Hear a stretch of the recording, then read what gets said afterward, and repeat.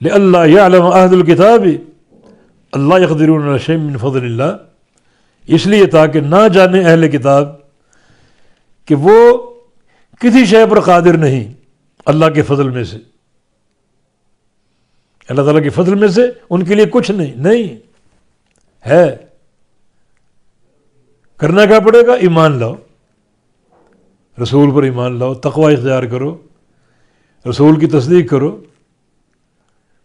تو کیوں نہیں تمہارے لیے کچھ نہیں؟ اللہ کا فضل تمہیں ملے گا، رحمت عطا ہوگی۔ تو یہ باتیں میں تفصیل سے عرض کر دیں، لِأَلَّا يَعْلَمَ أَهْلُ الْكِتَابِ، تاکہ نہ سمجھے اہل کتاب اللہ يَقْدِرُونَ عَلَى شَيْءٍ مِّن فضل اللہ، کہ وہ بالکل قادر نہیں ہے کچھ بھی اللہ کے فضل میں سے۔ وَأَنَّ الْفَضْلَ بِيَدِ اللَّهِ، اور بے شک سارا فضل اللہ کے ہاتھ میں ہے، یؤتیہ من یشاء، جس کو چاہے عطا فرما دے۔ یہ انسانوں کے ہاتھ میں نہیں ہے کہ خود انسان اس کی تقسیم کر لے، اللہ کے ہاتھ میں۔ تمہارا یہ سوچنا ہمیں فضل حاصل ہو ہی نہیں سکتا، غلط ہے۔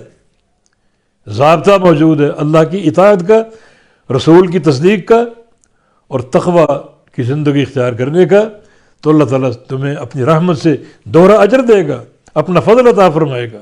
وَأَنَّ الْفَضْلَ بِيَدِ اللَّهِ، اور بے شک تمام فضل اللہ کے ہاتھ میں ہے، یؤتیہ من یشاء، عطا کر دے جس کو چاہے۔ واللہ ذو الفضل العظیم، اور اللہ تعالیٰ بڑے فضل والا ہے، اللہ تعالیٰ بڑے فضل والا ہے۔